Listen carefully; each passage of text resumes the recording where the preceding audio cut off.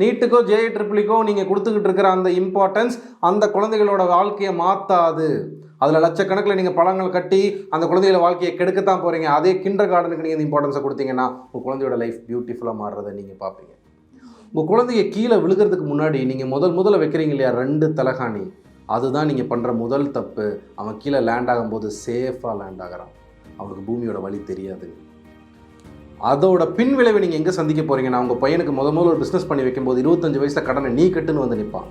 அதே மாதிரி தான் ஒரு பொண்ணுக்கு நீங்கள் கல்யாணம் பண்ணி வைக்கும்போது இந்த கல்யாணம் எனக்கு போர் அடிச்சிச்சுன்னு வேறு கல்யாணம் பண்ணி வைக்க சொல்லுவாள்.